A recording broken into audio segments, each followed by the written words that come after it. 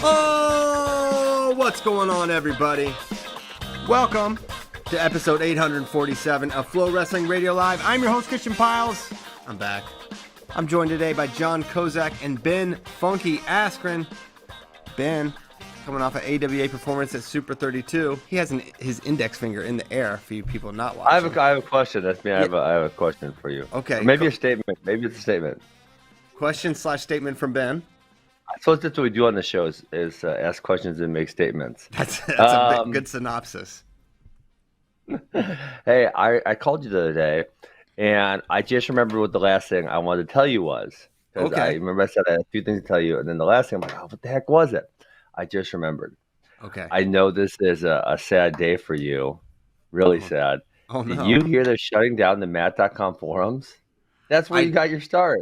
It's not, though. It's really not. Okay. I am a forum guy through and through, but it was the Wrestling Talk forum, which was so much better than the Matt forums. Matt forums have always been kind of a cesspool, but yeah, they're shutting them down. Maybe we'll see.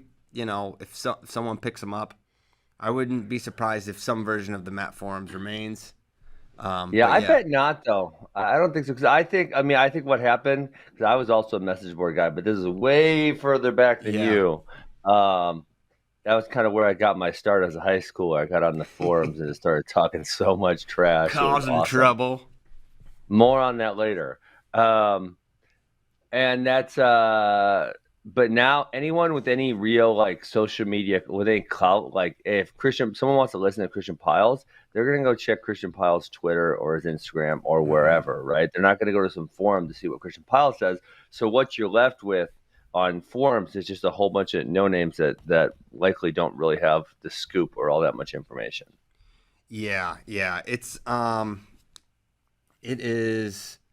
They're kind of so. I have a couple thoughts on the message board thing in wrestling. One, wrestling is a sport that has a lot of sort of it's how do I say it? How do you say it? I don't know. We're just a little behind on a lot of things. So like I do still think there is a place for message boards because I think especially the way social media is now, it's like it's not in time order. Right, it's not exactly conducive to the conversation as well, and people still gravitate towards it. It's still a place for wrestling fans. And what wrestling boards were for me, what message boards were for me, was like I don't have anyone I can talk about wrestling with in freaking Shenandoah Valley. Where am I going to talk with someone? Like my parents don't know, my brothers don't know, the people on my team don't know, the other coaches in this area don't know. So it's like, all right, I'm going to go to this place. They all know what they're talking about here. So I do still think it has that purpose, but I just don't think people are gravitating towards it as much. Let me ask you a question on that. They don't, because like when's the last? I mean, you can go to the Matt forums right now or the WI wrestling forums. That was where I got my start. They're pretty damn dead. When's the last really good, healthy discussion you've seen on one of these things? I mean, it's pretty rare. And then secondly, on top of that is like, how much actual information? I mean, I'll probably say like twice a year. I check them out once in a while. Say, hey, is there any things that are happening? Is there anything we should talk about at FRL? Is there any new information that I don't have? And it's a pretty rare occurrence when I find some new information over there. True. But that's like for you and for me, where we are lucky enough supposed to be pretty good access, huh? We know a lot of things before they happen. But if you weren't you and I didn't work here, I would be like scouring that on a daily basis. But I do think the quality of information, I do think the quality of discussion is way down. I think it's a lot more negative. Bitter old men who just are like grumpy about stuff. It always devolves into something like not really wrestling related or they get political all the time. It's like, how does this happen? Why is this have to be? This is supposed to be wrestling. I remember when it was like Iowa fans and Minnesota fans and like all just going back and forth and all this stuff, and I don't know. It's definitely changed. The Matt forums were never, I thought, a great example of a good wrestling message board, if you want my opinion on it. But I think it was and has been the most popular, most trafficked. But I did not find the quality of discussion to be that great. There's one thread, the Iran wrestling news thread on the Matt forum, which is the best one. It's been going on for 6 years. Yeah. It's got a bunch of Iranian fans who like they probably don't live in Iran anymore, but they can still like read Farsi and they're like connected to Iranian wrestling, and so that is like the best thread where you get a lot of news from and is worth keeping alive. So hopefully, I mean, it would be really awesome, and this is probably impossible, but if there was an actual forum with actual verified users, like a Twitter, but actual, this, like you said, based on wrestling, and people who had a high level recognition or a high level of knowledge will actually interact with each other. But there's so many people who are they're so scared of like what people will think of their interactions that they just choose not to interact whatsoever. Man, some of the best it would be. Yeah. Sorry. Some of the best message board people were like anonymous people. You didn't really know their names, or maybe down the line you would get to know their names. But most of them were anonymous on this board I frequented. But that would be good. So yeah, it is interesting. End of an era potentially for sure. I was surprised to see that, but then it kind of makes sense. Moderation is a son of a gun, and moderating those things for all those years is like not fun. And what's the return on it? So that was the third thing, and we got to talk about it here. R.I.P. the Map Forums. I will not miss you. R.I.P. So I'm back. 2 weeks gone. Yeah, we weren't sure if you were coming back. Be quiet. It was. We weren't. Come on. I didn't know. Yeah, right.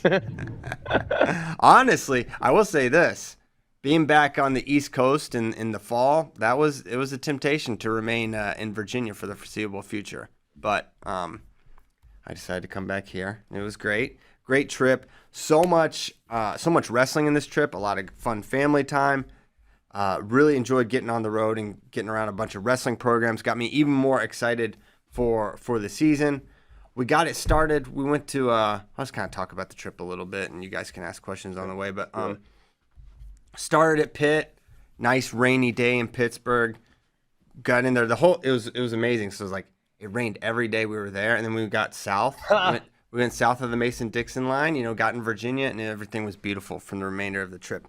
But we started in Pitt, Cole Matthews. We got to talk to everyone, and we had just found out that day or maybe the day before, that Cole was going to be the U23 rep because Yanni had declined the spot. So they were kind of dealing with all that and chatting about that decision for Cole to take it, and he was really pumped, and they were kind of sort of anticipating that this would happen if Yanni did well, that he would maybe not take the spot, and that ended up being the case. But no, Pitt, very cool team, great vibe. I feel like Coach Gavin is would be a really fun guy to wrestle for, because just his temperament is, I think it's a unique temperament for, an NCAA champion wrestler and head coach. It's which is typically high strung and very highly emotional people. Not that Keith isn't uber competitive, but he's not highly emotional at all. No, he's not highly emotional. Yeah. No, not highly emotional. Even keel. Very well balanced. Yeah. Even keel. A very, in my experience around Keith, kind of a wisecrack, funny guy. Oh yeah, he's funny. He's funny. He's funny. Sure. Witty. So it was cool catching up with Cole, who I had never spoken with Cole Matthews before, and talking about the Real Woods match, which I'm really excited for. But then I also got to catch up with Mickey Philippi and Nino and Coach Headley and Coach Pletcher. So that was a great trip there with those guys. And I don't know. I kind of going into it, I was like, man, I don't know if Cole can beat him again. But then you always leave with a little bias. Oh yeah. Towards the guy when you end up leaving. So we'll see. We'll see how that one goes. So then Pitt, and then it was funny because so we're the plan was we go to Pitt Saturday, Penn State on Sunday, and then but on that Saturday night, Penn State had a home game, which is if you've been to State College, it's only the college is there. So if there's a football game, it's pandemonium, and hotel rooms were $1,000 a night at the time we were looking to book there. So okay, so we ended up staying at this giant farmhouse in Tyrone, Pennsylvania. Tyrone.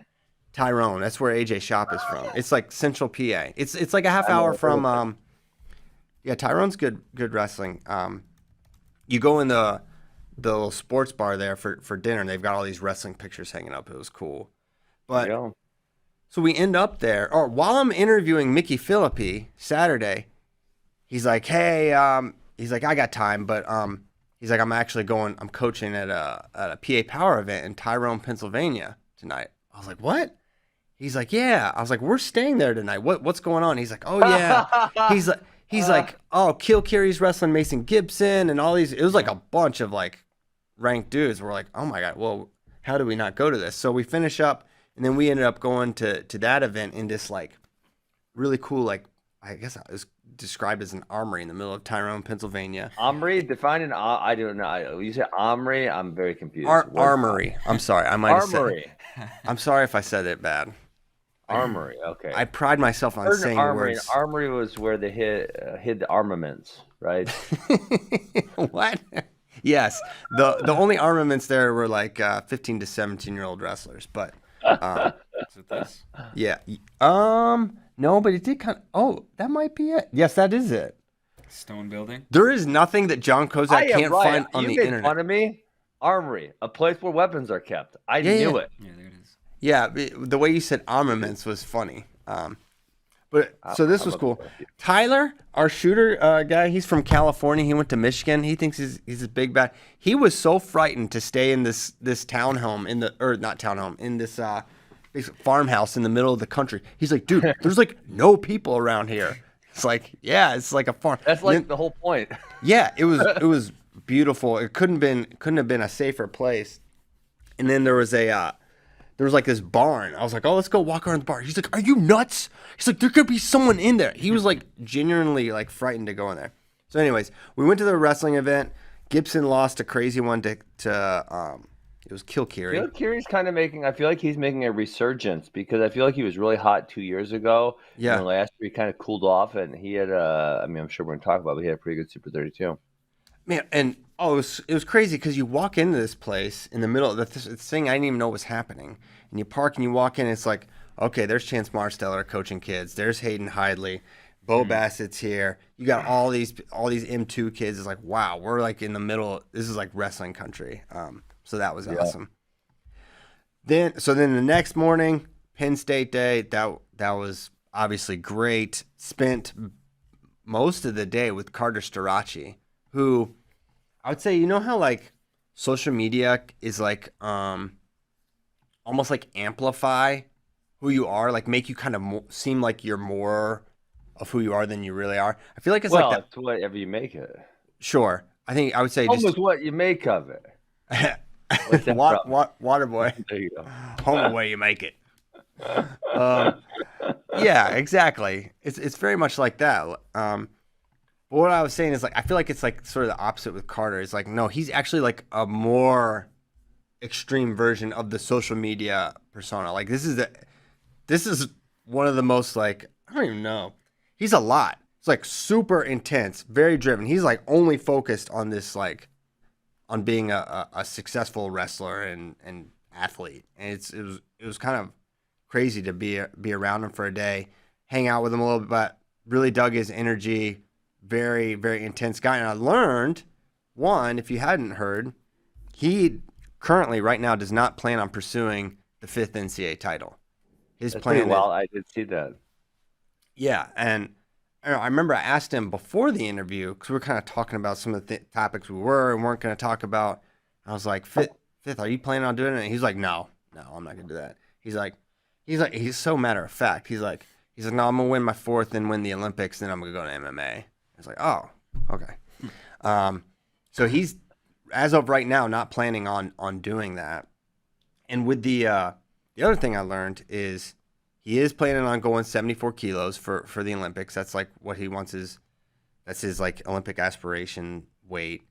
But he's not going to go 165 that senior year. He's going to stay at 74 and just like kind of have shrunk his body and basically compete that year smaller and with the ability to kind of get down to 74 kilos a couple weeks later. So that's his plan. Which is interesting.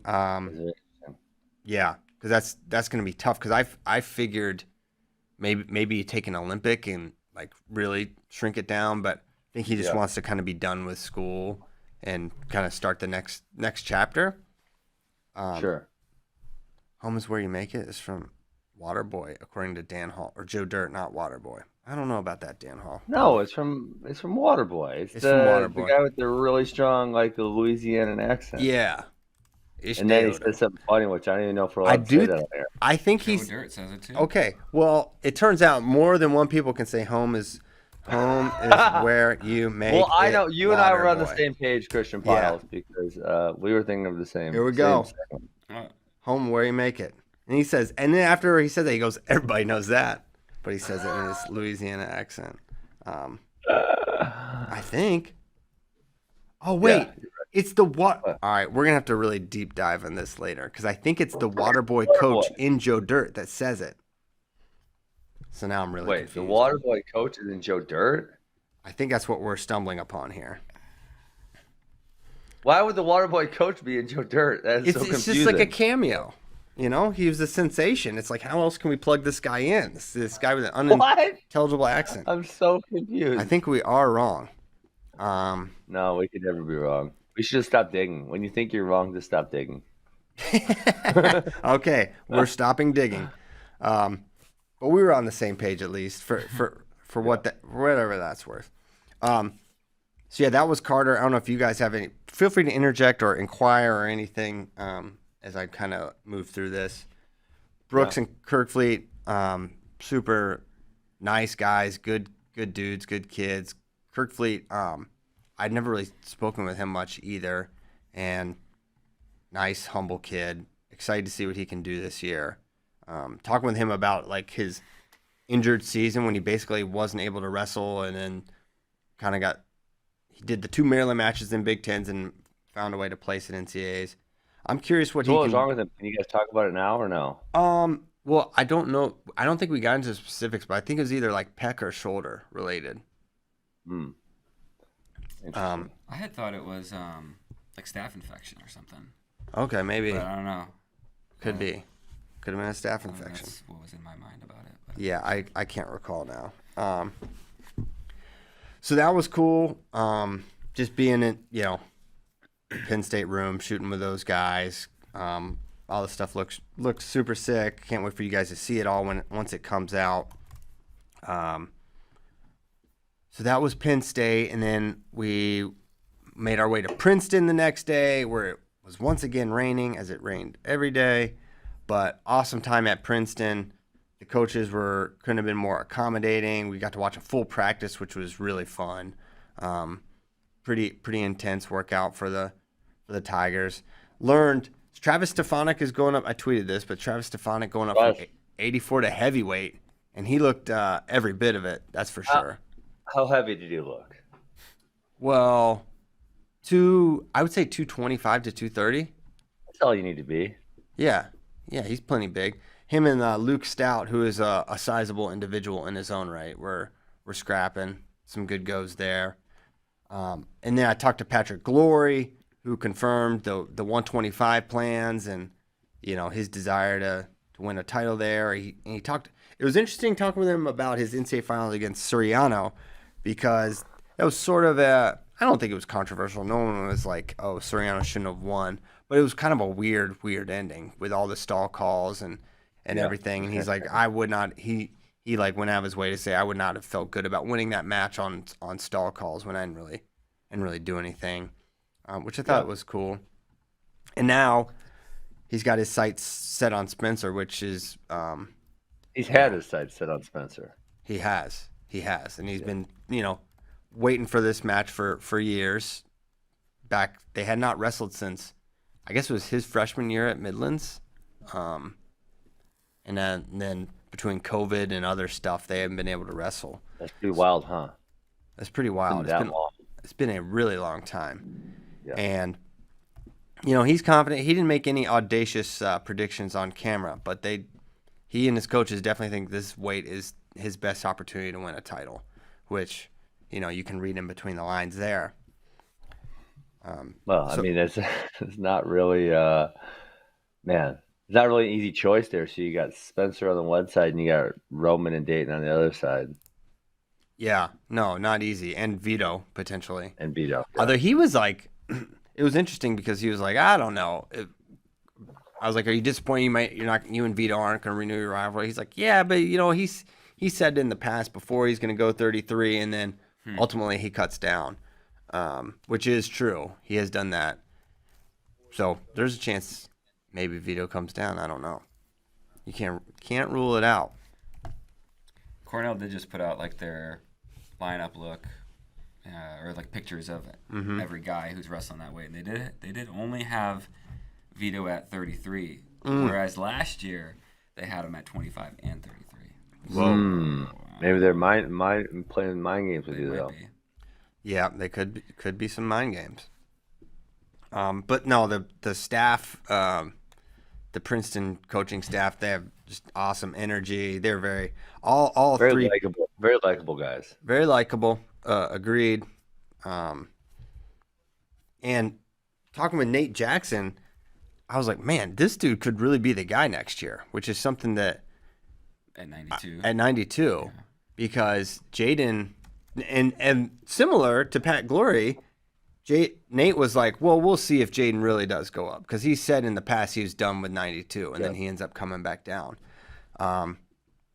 So he's kind of like in his own mind, like I'm not thinking that it's just me out in front. Like in his mind, he's still kind of pursuing Jaden, which I think is probably a wise tactic because he could go down. Again, he's the reigning silver. Although I do think for real this time he needs to go up and stay up for positioning for 97 long term. So fun times in Princeton, and then we had a couple days between that shoot and Virginia Tech, and we went to Tech, which was amazing. Obviously, first of all, they're gonna be absolutely stacked. Oh my gosh, look at this international man of mystery. Hold on, guys. Wow, calling in from Spain. That's right. Yeah. I heard y'all messing up a Joe Dirt quote. I said, I got to get on here because that is indeed a Joe Dirt quote. I would never mess up a Joe Dirt quote. You wouldn't. Had to set it straight. You said that in your interview. I'm like, what are some of your skills? You're like, I love wrestling. He's like, I'm a good writer. I would never mess up a Joe Dirt quote. I was like, okay. They get you hired at Flow Sports. I got to listen to it. It is confusing because it is the coach from Waterboy. So we're kind of basically the exact character. Yeah. Yeah. But he says home is where you make it, and he says everybody knows that. Home is where you make it. So okay, well, all right, a little plot twist here with JD busting in. That's a nice. What is that wardrobe you have behind you? Is Narnia on the other side? No, actually, I bet the Spade's on the other side. Yeah. Oh wow. Oh, Spain. Oh, Spain, not Spay. Yeah, look at that. The beautiful sunlight. Wow. If I open that up though, then I go all dark, so gotta keep it close for now. But Point de Vedra, nice little city. Man, you brought your best mustache for this trip too, didn't you? I really tried. Point de Vedra. Ponte Vedra. All right. Vedra. I see that right. I think he is. Although Just we're messing up quotes left and right. So can we even be trusted at this point, Ben? JD, what's the vibe on the ground? How's the team? Other than not a great start for Greco. Yeah, not great. Session 1. Unfortunately, I think we won 2 matches. Colton won his first. Camden Russell won his first, but then they lost in the quarters. Semis are going to get started here in about an hour and a half, but we won't have anybody wrestling in them. So, okay, it's tough. Well, there you go. Yeah, that's Greco's. The heavyweight, the Iranian heavyweight that won in Oslo, lost in the quarters. Oh, really? Really? Yeah, to a Ukrainian. Oh, you guys are in Greco, not freestyle. Yes. Correct. We're not talking about who's that? Freestyle will be in a couple days. It goes Greco, women's freestyle, and then men's freestyle. Who's the guy that whooped Feldman? That Masumi. guy. Masumi. That's what I'm thinking of. Masumi. That's a bad boy. And I still don't know exactly who Iran has brought for their men's freestyle team. have not been able to get eyes on Target yet. They might not be here yet, probably. I think you should be doing some espionage. Get to the bottom of It this. sounds like when he said eyes on target, it kind of sounds like he's like a spy or something. Yeah. Has international spy? Yeah. Who's the coach there? Is James Green there? For Greco? No, obviously not. I'm not sure who it'll be, honestly. The freestyle team isn't here yet. In the past, it's been Joe Russell. Okay, gotcha. So we were talking about the different shoots we did back east. I was at Virginia Tech, the last stop along the way. And if you know much about Mekhi Lewis at all, you know he's like a pretty, I would describe, reserved guy, behind the scenes.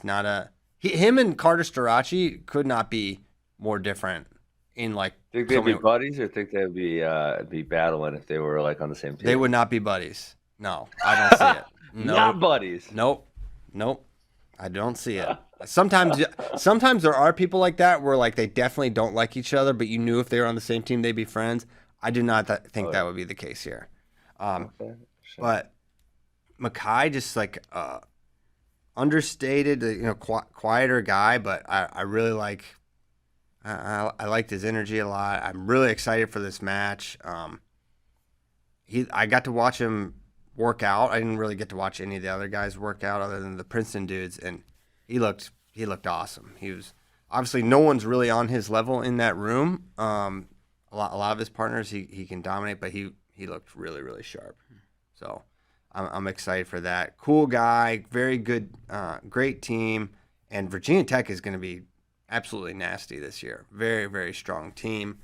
Top to bottom, I think they're on paper the favorites to win ACCs this year, which is no small feat. And we'll see if they can get into that top 10 again. I think they will, but in that trophy conversation, it will be a bigger leap. But they're going to be really good. And this, Bryce Andonian cleared. He's back wrestling. He could be the number one guy at 157. A more crowded 157 with Andonian moving up, with Brayton Lee coming back, with Austin O'Connor hopefully being healthy. You actually didn't say it about when we talked about Princeton, but didn't you say Quincy Monday was going to 57, which is way smarter for him? Yeah. As soon as they started talking about him, I was like, come on. There's no way he's going to go 65. This makes no sense at all. And I think they eventually reached that conclusion. And I think it's the right one. I think it's cool what he's doing. Like, you get an opportunity to wrestle in the All-Star against David Carr. That kind of family history rivalry is awesome. And then you get to come back down and, he's got a chance to be Princeton's first national champion since I think it was the 50s. The banner's hanging in the thing. Wow. So yeah, long time for them. Of course, Pat Glory has a similar distinction, although slightly longer odds.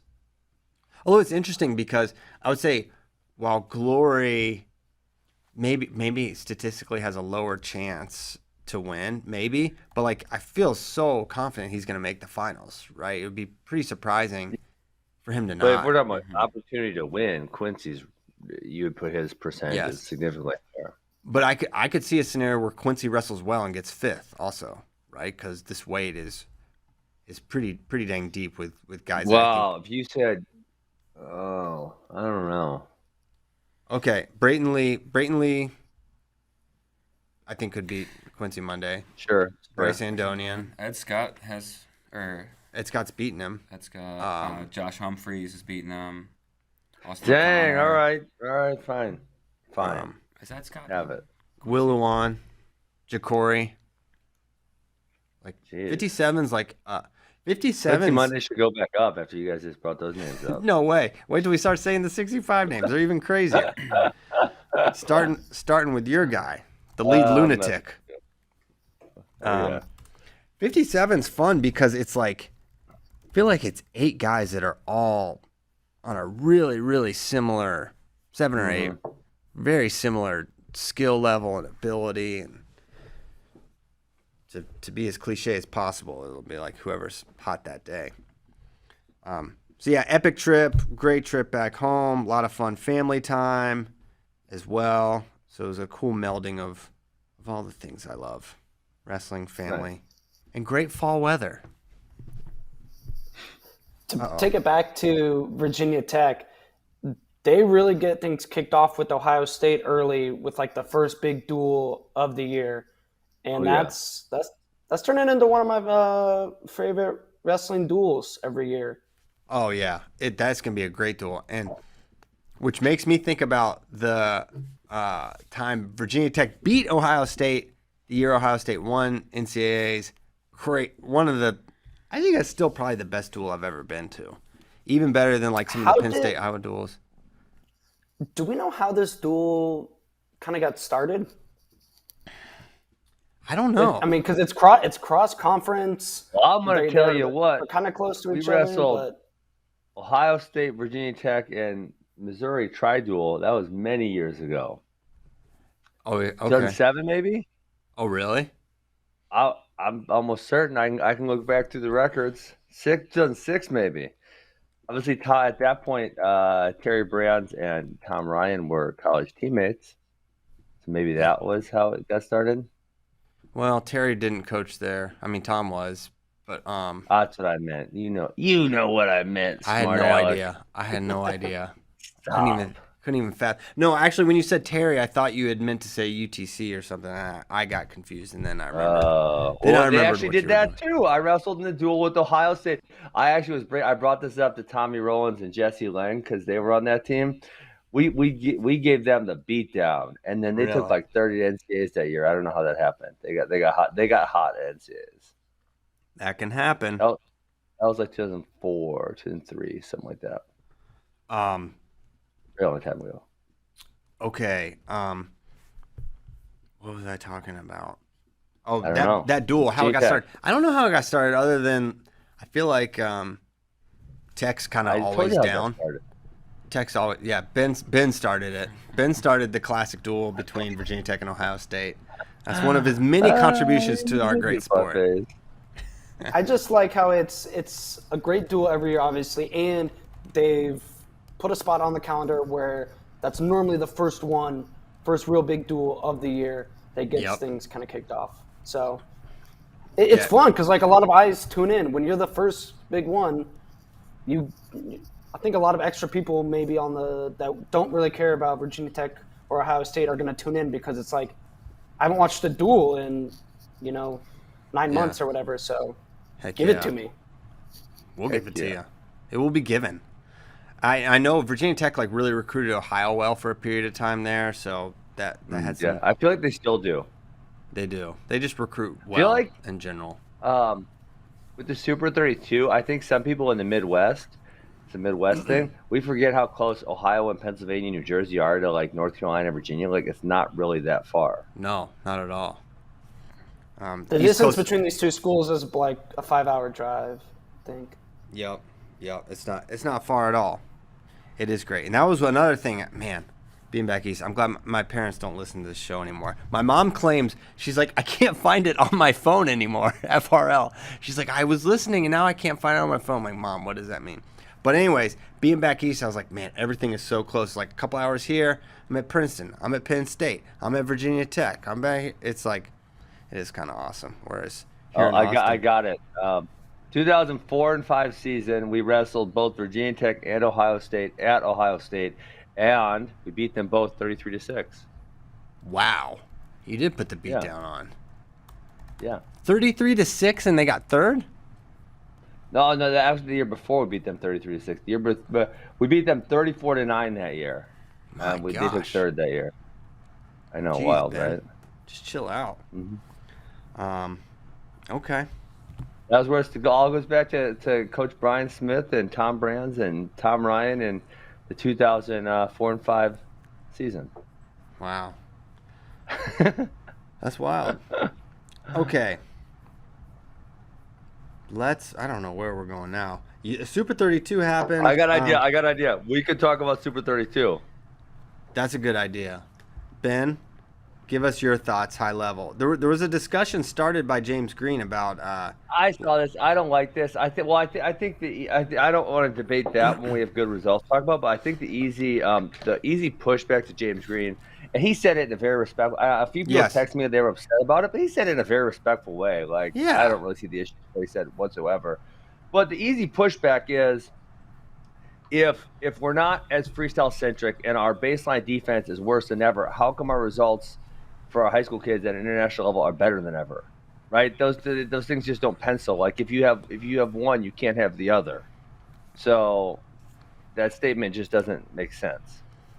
Well, I don't think he's saying our country does not do baseline defense. I think he's just like, man, I'm not seeing a lot of it here. Which correct, but there was a lot of guys there that were on a world team. True. It's true. Yeah.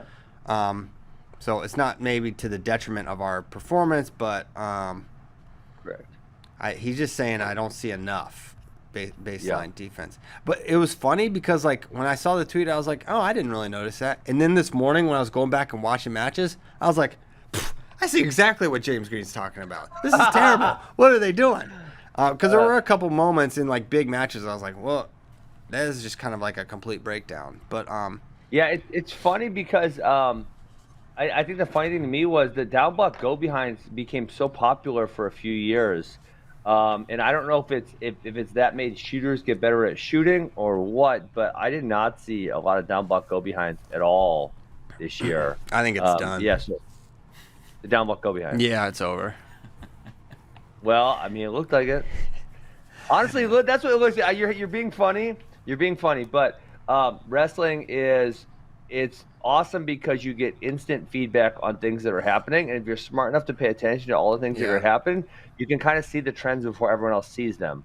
And to me, it is really weird that there was barely any down block go behinds. I mean, when was that? Who scored on down block go behinds? PJ? I think he was kind of breaking them at the end, and I think he was running behind some. He was scoring on everything. Yeah. Yeah, maybe not a bunch. I think as a country, especially at the youth levels right now, there's a lot of focus on takedowns via shots, shoot. So, which obviously just lends itself to less down block go behinds. I won't get into like the particulars, but there's a lot of shooting means more down block go behinds because there's more opportunity. Right? Anytime they shoot, I have the opportunity to down block go behind them. Correct, but like in training as well, like a lot of focus on shooting. I'm not in the across the country and youth and high school clubs, so I don't know, but I feel like that is emphasized more at college and senior level than it is at youth and high school. We do a crap ton of down block go behinds. I wouldn't. But you're a very successful club. Yeah. I would say I saw some. It'd be one thing if like people were just getting amazing setups and really crisp, clean attacks off, but I saw some attacks that were not great setups, not great attacks, and they were still getting in. So I do think maybe there was just a lack of, and it could be anecdotal too, but I think some of it too is James even says it down below in the thread. He's like, I'm just starting to watch high school wrestling more. And so maybe it's just coming from he's been senior level so long. Now he's coming down. And it's just like, oh, this is an area where high school guys really need to work on, which I think in some points not really all that surprising. Yeah. Yeah, for sure. But okay. Get into some of the particulars. There was a lot of great wrestling. There were some big upsets, some breakout performances. Maybe Ben, what was kind of top of mind for you? Well, I think Bo Bassett and Anthony Knox would be the stole the show. And I was thinking about how funny this is. Because, obviously, like the night before, you think, well, okay, what are we going to talk about on the show tomorrow? It's almost like a redemption year for Bo Bassett. But how hilarious is it that he's having a redemption year as a freshman in high school? It's almost preposterous, Like, he had essentially the seventh grader, he won the world championships. Mm-hmm. And then as an eighth grader, he kind of started on fire and he beat up Seth Mendoza. Seth Mendoza. But then he kind of got worked by Knox in the final. Mm-hmm. And then he got worked by Lil Adal. And then he had the kind of subpar performance in the last two matches at Fargo. And you're like, wow, how much difference a year makes. And now this fall, he's kind of just been on fire and he's kind of torched everyone. So I feel like, it feels really strange. he's having like a redemptive performance, being that he is this young, grade wise, and but I think he was the story for me. That's what happens when you win a world title in 7th grade. There's nowhere to go but down. You know. That's true. Yeah. I thought it was an interesting match. I mean, I didn't expect. I'm trying to recall their Super 32 match last year. Knox got on top and turned him right away. I believe, turned him. Right? He got a takedown early, and I don't think Knox had to go under, or the only times he was under, I think, was when Bo was trying to amass a comeback and couldn't spend a lot of time there. So I don't know if he ever. And I'm just totally speaking from memory. I did not go back and watch their match last year. I feel like you're right. So I don't know if he ever really felt the full weight of Bo's top work, and he did this year. And I did not foresee a turn coming there. Bo's been hitting roll through tilts for a long time, but I didn't think he'd be able to get it on Knox, and he did. And you get a 3-0 lead in a match like that, and I don't think by any means Knox was eliminated, but that made it tough. But then he got the reversal. So actually, I mean, when I saw the score, because I was at practice all day, obviously I thought something significantly different happened than what actually happened. So when I saw the score, I figured there was a few takedowns, that type of thing. But no, so at the end of the second, it was actually 3-2. So Bassett had the turn, and then Knox had the takedown. Sorry, turn and reversal, right? So it was a reversal. It's 3-2 in the second period. And then Knox actually almost gets a turn at the beginning of the third period. Yes. And then Bassett hits like a escape, takedown, near fall, boom, boom, boom, kind of like in relatively sequential order. And that kind of put the match away. Yeah, I just scrolled through last year's Super 32 final, and it's almost exactly like the inverse of this one, where Knox got a takedown, but then Bassett got a reversal. So the end of the first period was 1-1, and then Bassett, 2-2. What's that? Or 2-2, 2-2. yeah. So then in the second, Knox got on top and got a turn, and went up by 3, and then got another turn to go up by 6 at the end of the second. So by the third period, it was kind of already out of hand. Honestly, one of the most heady moments, I thought the turning point, and obviously it was a turning point because big points went up, but was when Knox was clearing out and getting away and squaring up, and it would have been 3-2, I think, or 4-2. It would have been Bassett just stays so connected. He posts the elbow and immediately is in on the leg before they can break free and Knox can work anything from neutral.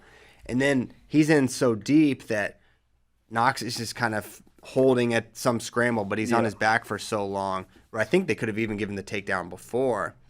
Bo catches him in the scramble, and at that point, the match is basically over completely. So great response from Bo. I did not.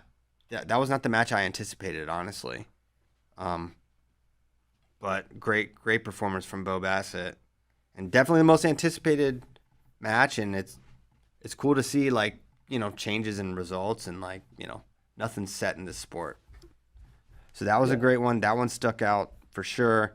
Man, our guy Seth Mendoza was right there against Christian Castillo. Where's our guy? I mean, I don't know. He seems like a nice kid, but I don't know if he's my guy. He's done various woodworking for members of the FloWrestling staff, myself included. He's Unleashed by Seth, remember? Yeah, he's America's guy too. Yeah, he really is. He has this pilot's license already. This guy can fly planes, woodwork. Whoa, he can't even drive. Is he 16? Come on, what the hell? He is flying. He's got his pilot's license. Seth Mendoza is a pilot.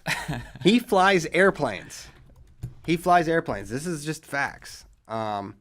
Seth Mendoza, flight. Right, we take passengers yet? Well, hey, or is he just flying crop planes? So this happened in the Castillo match. It's in Castillo Mendoza.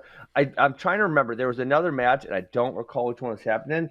But it's almost annoying. I feel like there should be a 10-second grace period where the athlete got called for stalling, and then they went out of bounds. They had called for stalling again within a couple seconds. Yeah. It was this match. And it just feels weird because it feels like, well, it's not like it hasn't been super one-sided where that should be a deciding factor in the match. It happened so quickly, you know. So like to get 2 stall calls back to back. What other match was it? I want to say it was a final. You guys remember this or no? I remember when Mendoza got the stall point on Castillo for sure. But was it Blaze Ruiz or was it Welsh Lamer? No, Rogotsky. It was that match. It was the 182 match. That's who it was. Okay, yes, I don't. It was 182. It was at the end of the second period.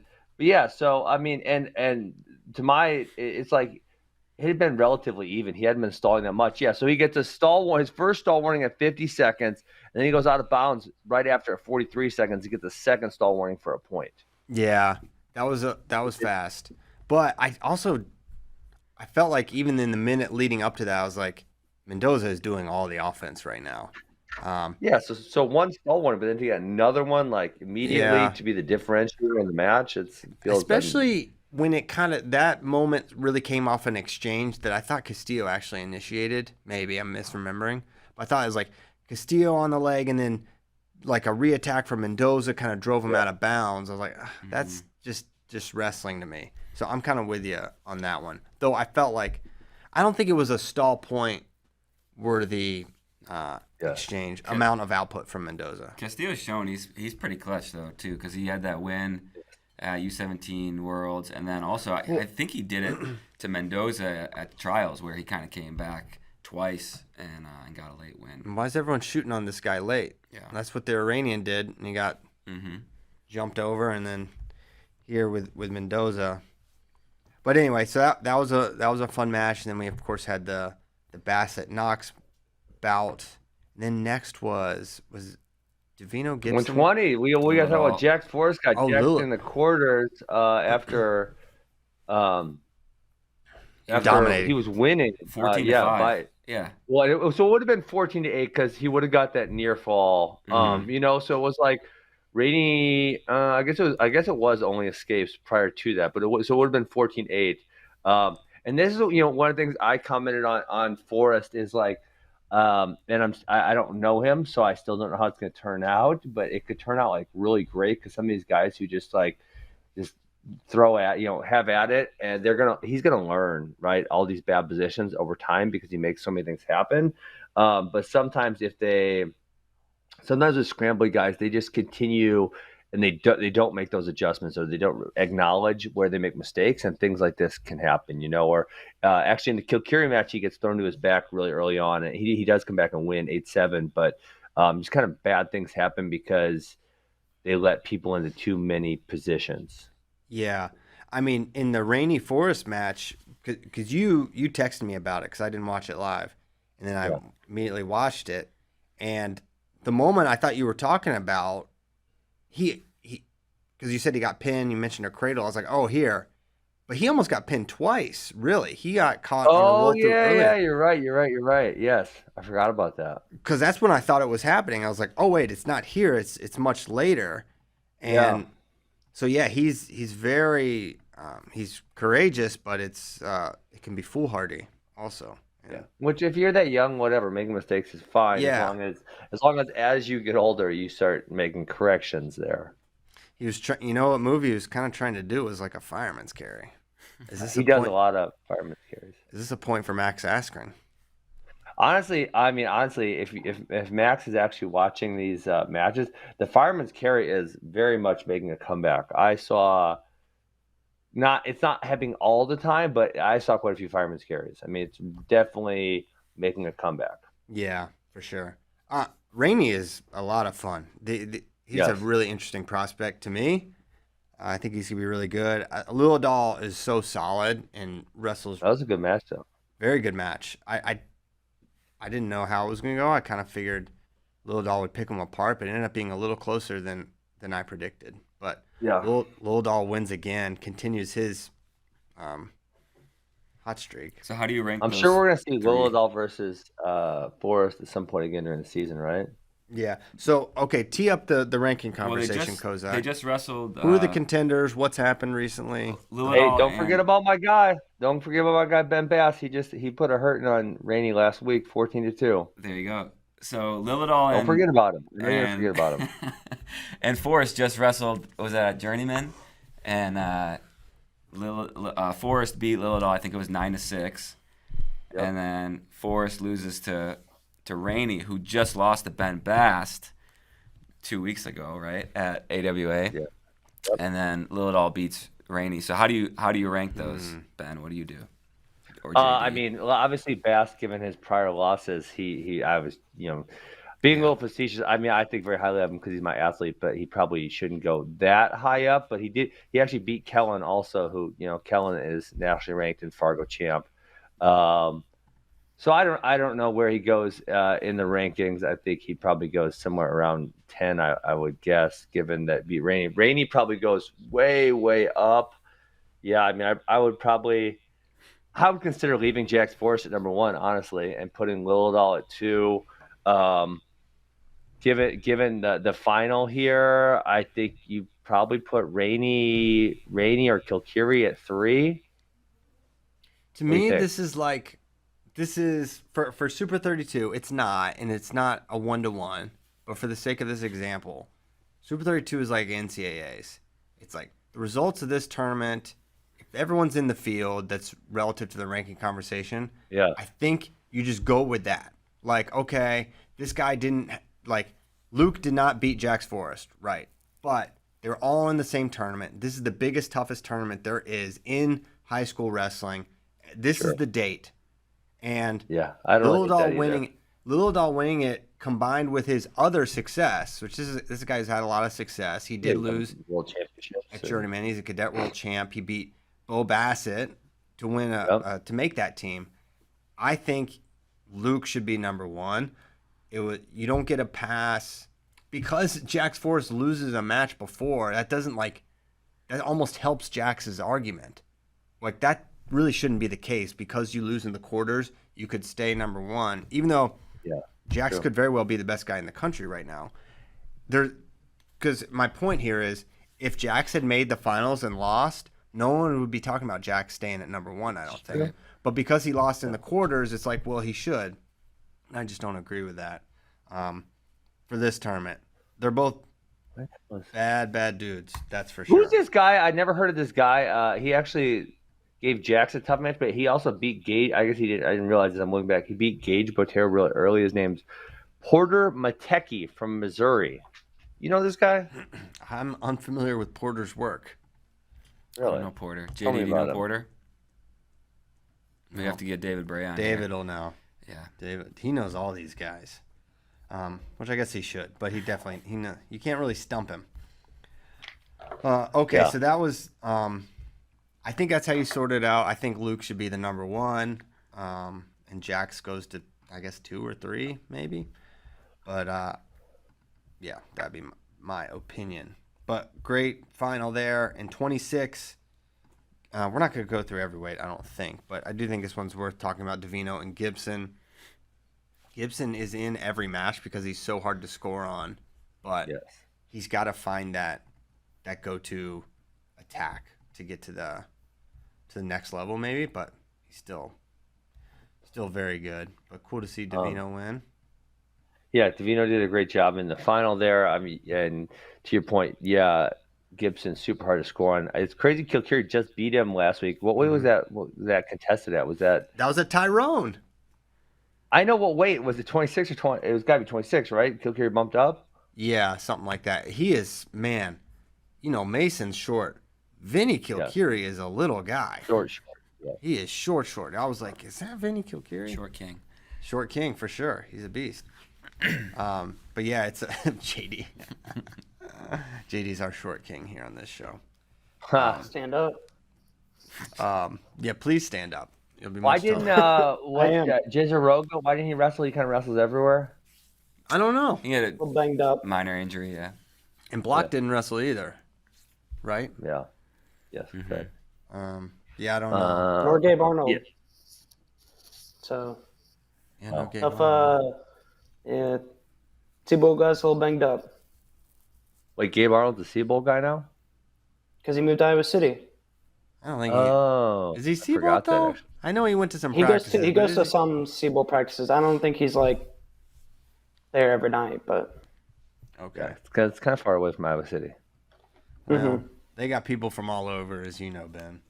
Yes, sir. I do know that. Um, Yeah.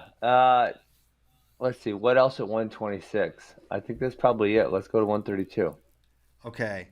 Let me pull it up. What was the? I should have just copied and pasted the final. 32 Copy and Lemley. paste, baby. Oh, Lemley Sergio Brockman. Brockman, yeah. Lemley had a good Lemley tournament. looked awesome. Hey, Yeah. don't forget about Grayson Clark in the rankings. 7-1, took third place. Beat up on Zan Fugit a couple times. Beat Omar Ayub. Okay. Who did he lose to? He lost to Brockman in overtime, Oh, unfortunately. okay. Yes. Yeah. Brock's a beast. Yeah. Kind of in the second period, I was like, Brock's kind of hanging around just enough to like make him a scary Mantanona in the third period, but Make him a scary man to Nona. yeah, That's it's like a shirt or something. That's yeah. a scary man to Nona. He is a scary Mantanona. They all are. Third period, if it's close, you're kind of freaking out a little bit. But Lemley he really poured it on at the end and was, I won't say totally unsusceptible to a lot of Brock stuff, but he navigated a lot of the weird stuff that Brock throws at you. And he looked great, and he's really put together a awesome, I guess, month and a half here between who's number one and Super 32 winning the title. He's impressive. In Michigan, he's the theme was, Michigan won Super 32 according to JD Rader. I actually didn't think this was fair, JD, because so many of the people there's so many uncommitted. So it's like, I mean, Michigan happened to have a handful of really committed guys. But you look at the next person down, and it's like, wow, the field is. You look at the field, and it's like, okay, a lot of these dudes are uncommitted. correct, because it's all grades. It's all grades. Yep. It is all grades. So that was a strong performance by Lemley, no doubt. Now let's go to next PJ week. Duke. PJ Duke. Did he He get looked OW? He destroyed everyone pretty much. He looked fantastic. I don't know if they even do OW, but if they do, PJ Duke should have been in consideration. Now he's a 2-time champion now. I think he won last year. He won last year, I'm pretty sure. I think he made the finals as an 8th grader. So pretty solid trajectory. I mean, I feel like he is like, there's a lot of hype about him, but he like kind of stays under the radar a little bit too. I think it was because he didn't win at UWW Cadets, because obviously that's kind of like, if you win at UWW Cadets, then you're on the world team, and there's just like kind of a lot of media around you. Mm-hmm. So I feel like that kind of like hurts guys if that's the case. Yeah, for sure. But he's a tough dude. I don't know what else there is to say about it. Man, I'm looking at this guy that beat Pearson Manville, because there's a few Missouri dudes I never heard of. He's from a Class 1 school. There's usually not really good people from Class 1 schools, but wow, this what dude a must classist. Classic Ben. There really is. It's these really small schools, and you watch them at the state tournament, and you're like, that is not great wrestling going on over there. Even more than, I mean, Wisconsin, the big division is better than the small division, but it's not that much different. Like there's a depth difference, obviously, but Missouri, I was like blown away by the difference. You wouldn't believe some. I'm gonna bring you this state tournament, Virginia. Bro. Ollie still brings up this one heavyweight exchange I showed him. Even Kozak. It was like state semis or something. It was a state semis. It was like, honestly, if you saw like your little ninjas do it or whatever you call your youngest kids, it's like, oh my gosh, bro, what are you doing? They're fired. It was you're fired, 8-year-old. What's up? Speaking of firing children, what's up with Aussie Man Strongboy? Has he punched your face recently? You look a little scarred up there. I know. I battled with Jordan Newman. He's got a fight coming up. Needed someone to battle with him. I got a black eye.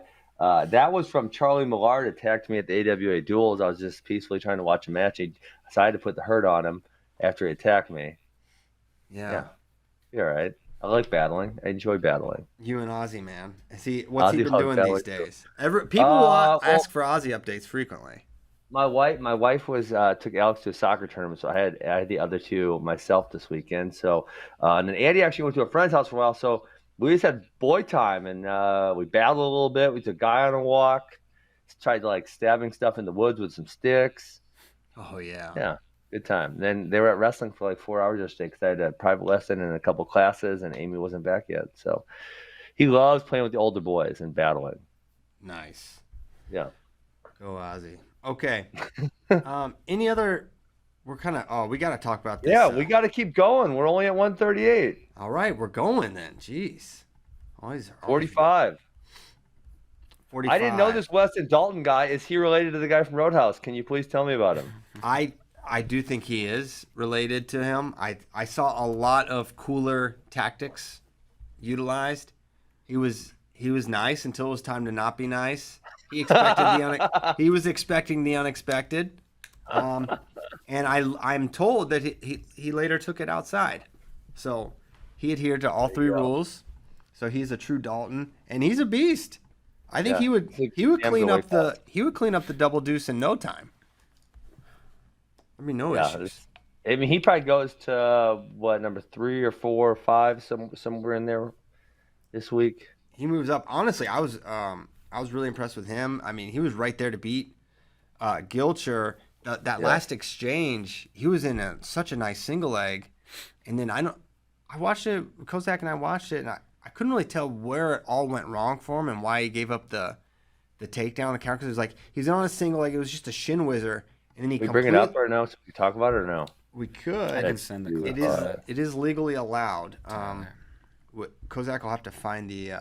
Yeah, I got it. I'll send it. I'm on it. It's like, let's say 6:20-ish. If start maybe a few seconds past that.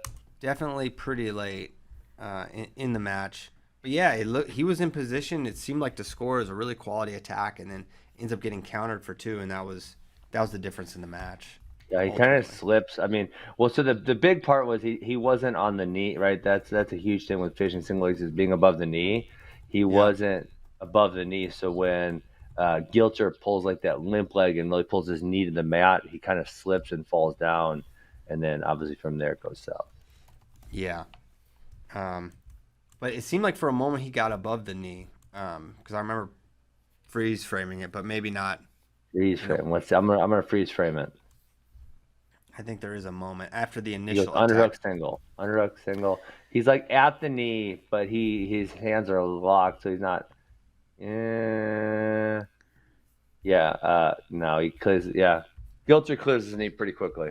Yep, it's like way out to the side. Yeah, and Weston Dalton, he this is his second tournament in a row where he beat Joel Adams. He had a really good Elite 8 duels. He beat Joel there, and only lost to Pearson Manville and this takedown's crazy too. If we can go back just and watch this again, like I don't even know what you would call that.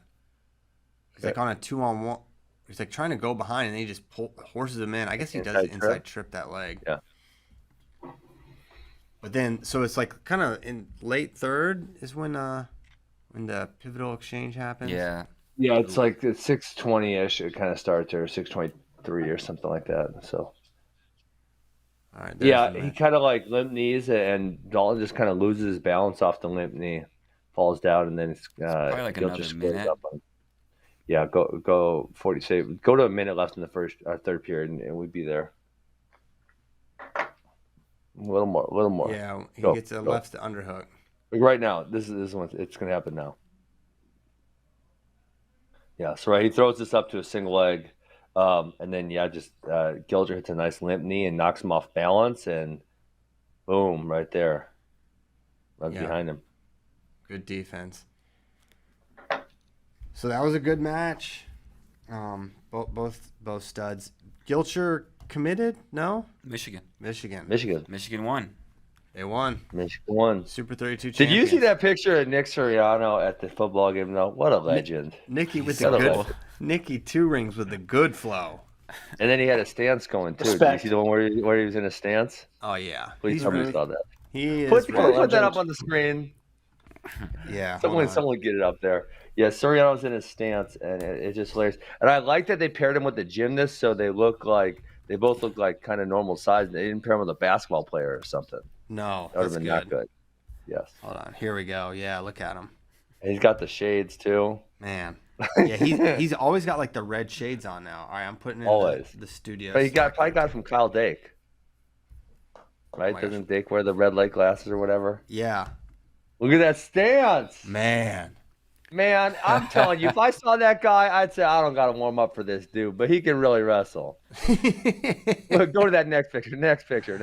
Look at this guy. You see this guy, you're like, dude, I ain't got to warm up for him. That's going to be an easy night right there. Yeah, then he takes off the sweats. You're like, oh, that's just because he just Like, got the top on. Yeah, as soon as he dude pops can up, which you wrestle. know he will. yeah. He's got the rings on Tell both me hands. though, you look at that guy and you think you can't take him down, Piles? I don't know. Yeah, I guess he doesn't have the telltale. He doesn't have like cauliflower ear or face or anything going on. So awesome. Yeah.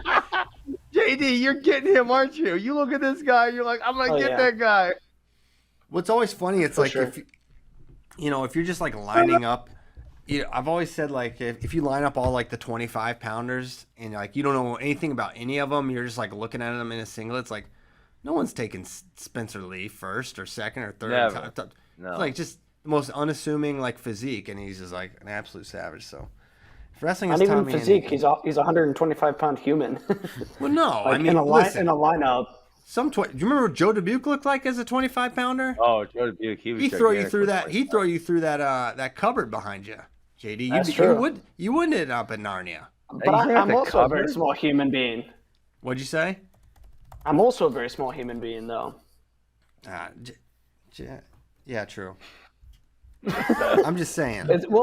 It's funny. I think I've told this story on here before, but a couple months ago there was a huge argument on Twitter about who's the better athlete, Spencer Lee or I think it was Iowa's quarterback, and there was a bunch of people going back and forth on Twitter. It and then can't be Iowa's quarterback. They scored like Yeah, he's negative trash. points. Yeah, Peaches is trash. But somebody chimed in, and they were like, they were clearly from Texas, because like I went, their picture was like a cow, and I went and clicked on it, and they're like Baylor fan, 001 or something, and they're like, wait, all this argument over 125-pound human being? They were like, I just looked up Spencer Lee. And they're just like, why is everybody arguing over this tiny human? I love that JD said he knew he was from Texas because he had a picture of a cow. And because his thing was like Baylor fan something or another. Baylor fan Hook'em 22. Baylor fan, hook him. Okay. Well, that doesn't make sense, but No, it doesn't. It makes no sense. Hook 'em horns. Hook'em. Okay. I don't know what way we're at. Blackout. We're Oh, they should've D-Lock. talking about the Roadhouse, Roadhouse's child. Shout out to Dalton. What RIP is to Dalton's Dalton. first name in the movie, actually? Dalton. Oh, they. Rick? Oh, Is they. Dalton his name? What? They show his ID at some point. Is Dalton's Really? first name Roadhouse? James. What is it? It's James. never oh, mentioned. great name. Oh, it's never mentioned, but can be seen when Doc reads his medical records. There you go. There it is. A fellow James. JD. James. Wow, another JD. Man, maybe JD should have been a bouncer. Definitely should have been. I can see Could have been it. my calling. Kind of a slept-on physique. All right. Can do some damage. 152. I'm thinking of folks say 152. You know what's crazy is how many tough dudes Pennsylvania has. I never heard of Harrer, Connor Harrer. I don't know if you guys heard of this guy. I never heard of him. He's damn good at wrestling. I'll tell you that much. Okay, where's he from? Have you heard of him? No. Pennsylvania. Duh. I Yeah, I told you. know. I know. Pennsylvania's huge, bro. There's like various pockets of. There is quite a few people in Pennsylvania. He could be like Lehigh Valley. He could be a Pittsburgh guy. I don't know where he's from. I know he's pretty good at wrestling. He could be Erie, PA. You never know. Erie. No one good's from Erie.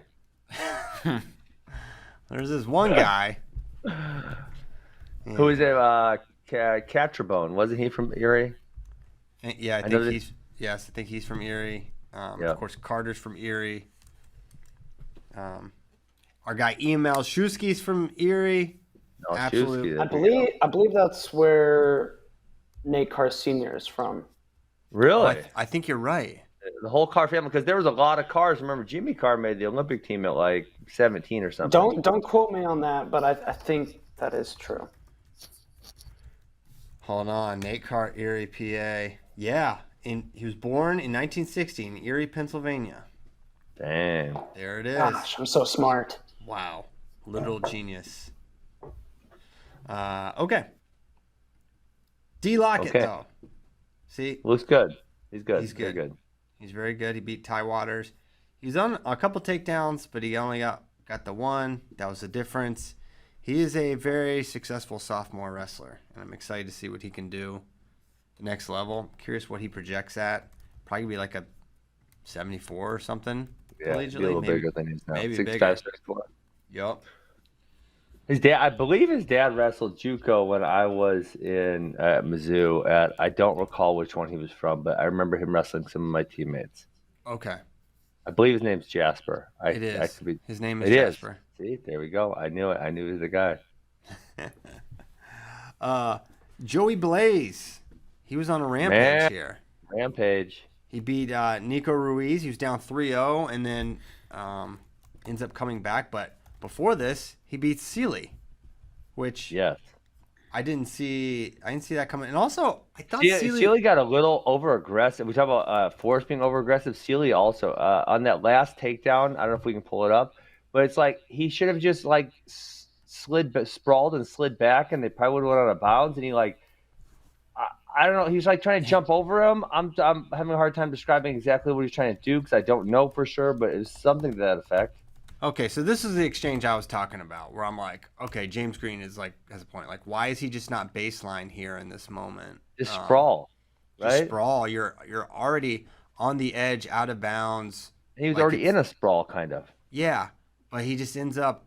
Yeah, it was sort of a weird conclusion. Like you wouldn't, because the shot is not amazing or great.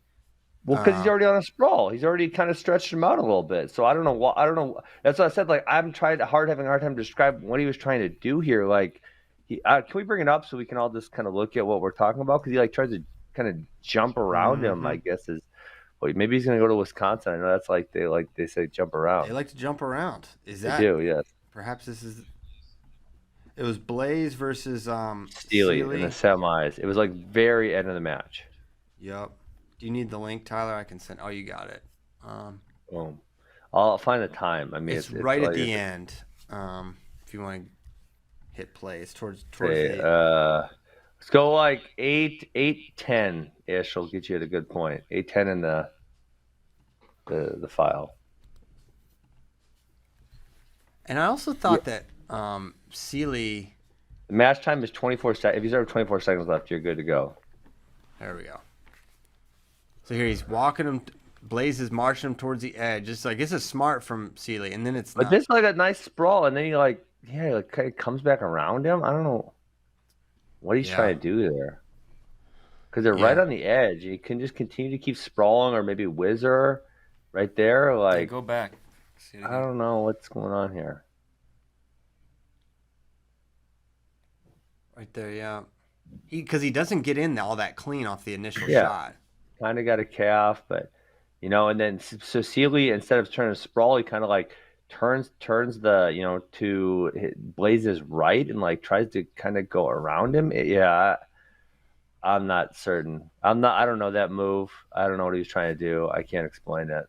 It's probably not a good move. Yeah, I was also surprised to see Sealy at 160. My understanding was he wasn't he at 52 at who's number one? No, 160. It was Scholes and him and. I guess that was the 4-man. Okay. Ferrari. Yeah. I guess that makes sense. I don't know why I thought that was at 52, that 4-man, but no, it was 160. Interesting. I didn't understand the conclusion there, but great job by Blaze, who beats him there and then ends up winning in the final. So, got to be one of the best tournaments of his life. And where'd he go to college? I don't think he's committed, is he, JD? He's got a little brother. All these Blaze bros. Blaze bros. Purdue. Whoa. Go Purdue. And Purdue got Grayson Clark, so they must have done pretty good on the team scoring. They took second. Look at that. Boom. Blazing their way to the number 2 spot. What? That's funny. I'm nothing. Nothing at all. Okay. Okay, what's the next weight class in high 170. school? 170. It's Lamer lost to Rocco Welsh. Oh my gosh. It was a fun match. I was confused by the doc this morning. I don't know if you want to talk us through it, Christian, but I watched it with mute because my kids were watching a movie last night, and I could not figure out what the challenge was all about at the end. I was like, locked hands, like there's surely not an escape. That's not what they're asking for. Like, what is even going on right now? Yeah. Bill 5-on-2. Dashiell Lehman thought it was special. Yeah, he thought it was a very clutch performance by Rocco Welsh. We'll just leave it at that. The ball grab challenge notwithstanding, this was a great match. Mm-hmm. I really thought Lamer was going to get it at the end. He gets it. Well, especially when he gets a ride out and then he gets that takedown in the next period, and you're like, oh, he's going to get him. Yep. And we kind of had maybe different conclusions. On the mat exchange, I came away like just really impressed with Lamer's top game. You kind of were. Oh, okay. You were very critical of Welsh underneath. So I was like, it was in all fairness, it was one text. But yeah, I don't really care how good they're on top. If you get ridden out for 2 minutes, and then on top of that, I don't know that Welsh was all that close to escape at any point in that 2 minutes. Then yeah, I'm unimpressed with your bottom game. Yeah. And I guess you know what the other reason I said that for was because I was just watching Rune Lawrence in the case that Aiden and him met up this week, and it was really strange because Lawrence and Rocco Welsh wrestled last year, and Rune got the escape in the second period, and I know he's like, I guess I heard he's pretty good on top, but Welsh wouldn't choose bottom, so he chose neutral in the third, even though he was losing 1-0. Oh wow. Yeah, so that was another one where he must think he's not good on bottom, and so he had to get 2 takedowns to win because he got the takedown. Lawrence got the escape, and he had to get another takedown to win. And did Welsh go neutral against Barr as well? Am I totally misremembering that? I don't recall that. I'll have to go back and look. But anyways, Welsh, he had to get tough there late and take him down, or got the late takedown and ended up winning, when I thought in the third he was going to win. This was one of the better matches of the whole finals, in my opinion. Yeah, it was a good match for sure. Very high level. Lamer's going to Cal Poly, I believe, with his They got brothers. a lot of Lamers down there. A lot of Lamers. They don't have Chance. Chance is the one one of them Michigan. Is at Michigan, right? Mm-hmm. I think that's Chance. But I think there's 2 or 3 at Cal Poly. Yes, because there's Brawley, I think is one. Yeah. Legend. Brawley. Why would you name one of your kids Legend? Because that would make the other kids feel not so great about it. Like, why is that guy the Legend and I'm not? He's the Legend? Like you have to name him like Legend, Goat, just by like chance. King. That one got named Legend. Champ Lamer. Yeah, that's true. Is he the chosen one? Brawley and Legend are there. Brawley, Legend, Dashiell. That's solid names. Ryder Rogotsky becomes a 2-time Super 32 champion. Strong performance. He had he's really good in some of these exchanges. He's a good, I don't know if it's scrambling, but you can tell he has a good feel for the sport. Got a good feel. Good leg rider on top. Yeah. So good job by him. And then we didn't get to see our guy Aiden Sinclair in the final. So sad. Aiden got hurt in his semi match. Did not wrestle in the final. I was very happy with the semi, though. He looked really good in those exchanges in the semi against Camden McDaniel. And then he gets hurt on kind of like the last exchange. I guess he popped his knee a little bit. So hopefully it's not too bad. Orban, did you force him not to wrestle because you didn't want to have to wrestle in Midlands? Well, Mulvaney would have had to win also. So, and Mulvaney actually hurt his knee also in the. I think he hurt it around his thing. Were you kneecapping your wrestlers so that you didn't have to wrestle? No, they didn't hurt it in practice. They hurt it in matches. Well, actually speaking of James Green's baseline defense, I get really annoyed with Mulvaney because he goes to a shin whizzer too often. Shin whizzer that's the worst defense, and that's where he hurt his knee. It popped. He was in a shin whizzer and his knee pops. So annoying. So yeah, so he wanted to wrestle anyways for a little bit on. He really wanted to be on the podium, and obviously, if you get to the quarterfinal, you got to win one more match to be on the podium. So he continued to wrestle Sunday despite injury, and then once he got on the podium, he defaulted. as I recap Welsh bar, Welsh did take bottom and got away in the second period. Just for point of reference there. Sorry about Aiden. Yeah, we know what's really happening. JD's already onto it, and we sniffed this out immediately. Kneecapping guys, yes. Mm-hmm.